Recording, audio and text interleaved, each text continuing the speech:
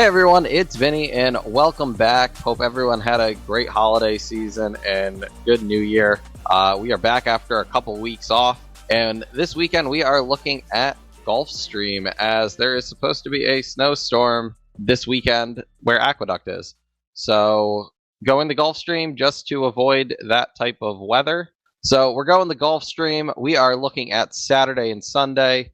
We are going to start with race 10 on Saturday. It is the Limehouse Stakes. It is 6 furlongs for 3-year-olds on the dirt. And there's 2 horses in here who I'm pretty interested in. The only 2 I'm going to use on my multi-race tickets and my doubles going into race 11. The number 2, Valiant Force, is the first one. Yes, he ran on turf last time out in the Breeders' Cup Juvenile Turf, but that effort was very, very strong in my opinion.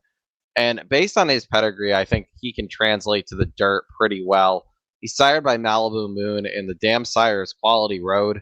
Plenty of dirt pedigree there. I do like that pedigree also for the turf, but I don't see why he can't run on the dirt here. The extra furlong, kind of skeptical on that.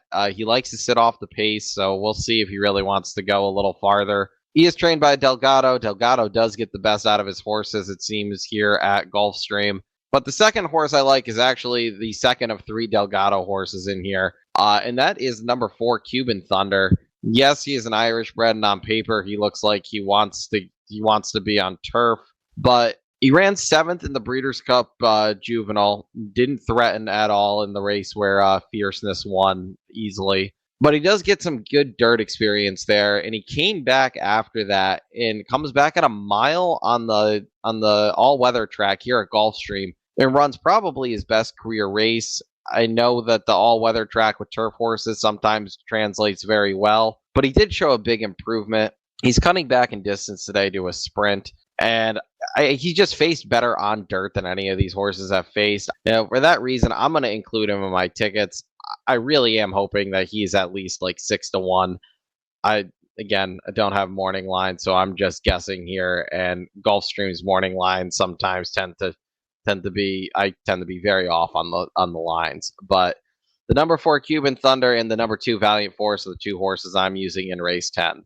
Looking at race 11 on Saturday is the Diana Beach Stakes, 1 mile on the turf for 3-year-olds, and a gate road is back for Todd Pletcher. If you have followed me, I've been all over this horse since before he debuted at Saratoga this summer. I singled him in the Breeders' Cup Juvenile Turf. He ran a respectable race, just not good enough there. This is a pretty good class drop for him. I think he is a legit graded stakes caliber horse, though, and I think this is just a good starting point for a 3-year-old campaign. If he runs his race, I don't see how he loses here. Depending on the exacta probables, I may key him on top of an exacta with a couple horses. The first horse that I would key him with is a number 3 Depiction for Sherry DeVoe. Just didn't run great last time out, but didn't run horrible. Willing to give this one another shot. The number 6 Air Recruit for Arnold Delcourt also ran in that juvenile turf, is taking a bit of a class drop here. I think this one's okay. I don't think he's as good as the Todd Pletcher, though. And then the number 7, Palm Tree for Brandon Walsh. I think this one is just trending the right way and continues to improve. I think he'd need a big improvement here to beat the Pletcher, so which is why I would just key him underneath. As long as these exactas are paying at least like 10-1, I'm going to play them. And I'm hoping because of the field size here, there are 10 runners, that we get at least 9-5 on a gate road.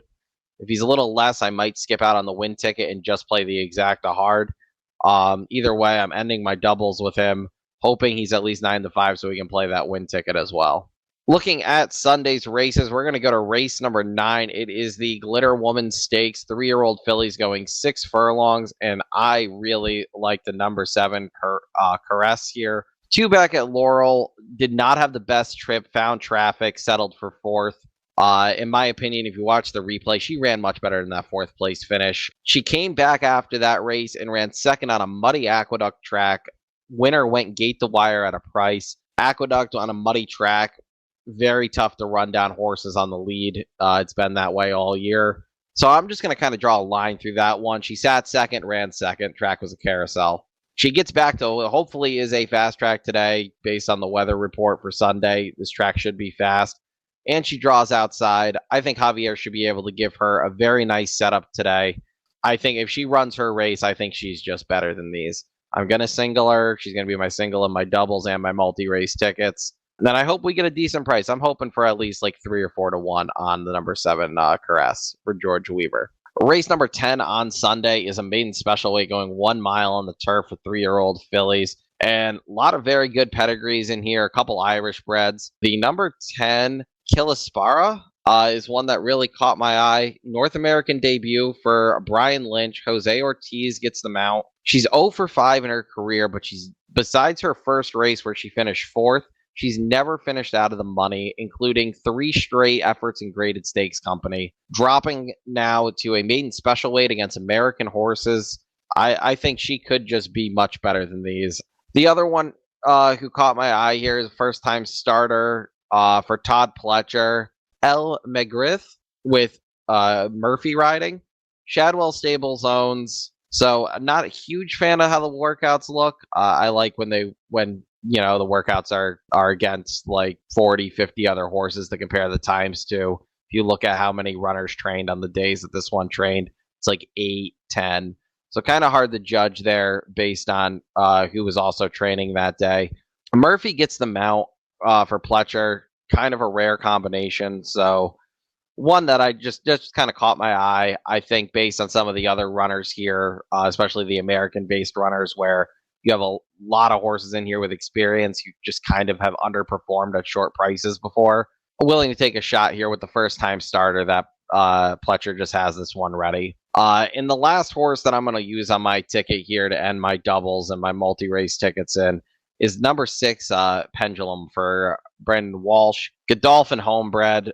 I love Godolphin homebreds, but she's 0 for 3, but she's shown improvement in every start. And I think with some of these others in here, she should be a good price. I'm hoping for around 6 to 1. I think that would be a very fair price on her. Between the number 6 Pendulum and the number 10, Kalleward, probably one of those two is going to be my top pick.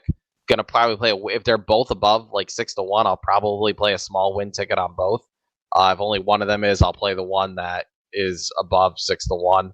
I think they're both I think they're both good. I think these are the two to beat. I like the Pletcher more as a saver for an exacta, but going to use all 3 of my multi-race tickets. I am hoping that all 3 are prices based on the field size here. So that's it. First weekend of 2024 for the best bets. Let's see how we do this year. We ended last year pretty strong with a couple nice double hits. So let's see if we can hit a double and a couple win tickets this weekend. And I will see you next time.